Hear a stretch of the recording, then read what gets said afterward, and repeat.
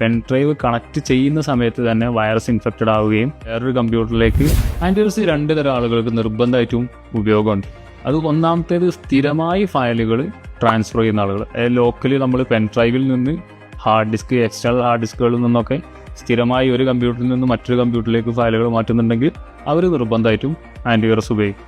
രണ്ടാമത്തെ വിഭാഗം എന്ന് പറയുന്നത് നമ്മൾ ഇൻ്റർനെറ്റ് ത്രൂ ഓൺലൈൻ പേയ്മെൻറ്റുകൾ, അതായത് ബാങ്കിങ്ങുകൾ അല്ലെങ്കിൽ ഓൺലൈൻ പർച്ചേസിങ്ങുകൾ ചെയ്യുന്ന സമയത്ത് നമ്മൾ ഇൻ്റർനെറ്റ് ബാങ്കിങ് ആണ് ഉപയോഗിക്കുന്നത് എങ്കിൽ അവർ സ്ഥിരമായി അത് ഉപയോഗിക്കുന്നുണ്ടെങ്കിലും അവരും ഈ ആൻറ്റിവൈറസിലെ ഇൻ്റർനെറ്റ് സെക്യൂരിറ്റി തന്നെ അവർ ഉപയോഗിക്കാം. ഫയൽ ട്രാൻസ്ഫറിങ്ങിൻ്റെ കേസ് പറഞ്ഞിട്ടുള്ളത് ഇപ്പം മൊബൈൽ ഷോപ്പുകൾ, ആർക്കിടെക്റ്റേഴ്സ് പോലുള്ള ആളുകളൊക്കെ സ്ഥിരമായി ഫയലുകൾ മാറ്റം വരുത്താൻ വേണ്ടിയിട്ട് പെൻഡ്രൈവുകൾ, ഹാർഡ് ഡിസ്കുകൾ ഉപയോഗിക്കുന്നുണ്ട്.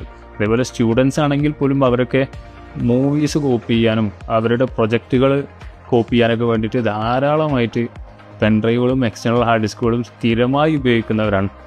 അങ്ങനെ ഉപയോഗിക്കുന്ന സമയങ്ങളിൽ വൈറസ് ഉള്ള ഒരു സിസ്റ്റത്തിൽ നിന്ന് നമ്മൾ പെൻഡ്രൈവ് ഉപയോഗിച്ചൊരു ഫയൽ കോപ്പി ചെയ്യുമ്പോൾ അതിൽ പെൻഡ്രൈവ് കണക്ട് ചെയ്യുന്ന സമയത്ത് തന്നെ വൈറസ് ഇൻഫെക്റ്റഡ് ആവുകയും ആ വൈറസ് ഇൻഫെക്റ്റഡ് ആയിട്ടുള്ള പെൻഡ്രൈവ് നമ്മൾ വേറൊരു കമ്പ്യൂട്ടറിൽ ഇൻസേർട്ട് ചെയ്യുന്നതിലൂടെ ഇതിലെ വൈറസ് വേറൊരു കമ്പ്യൂട്ടറിലേക്ക് മാറ്റം വരികയാണ്. അപ്പോൾ അങ്ങനെ വരാതിരിക്കാൻ വേണ്ടിയിട്ട് നമ്മൾ നിർബന്ധമായിട്ടും നമ്മളുടെ ഫയലുകൾ, നമ്മുടെ ഡാറ്റകൾ ഇമ്പോർട്ടൻ്റ് ആണ്.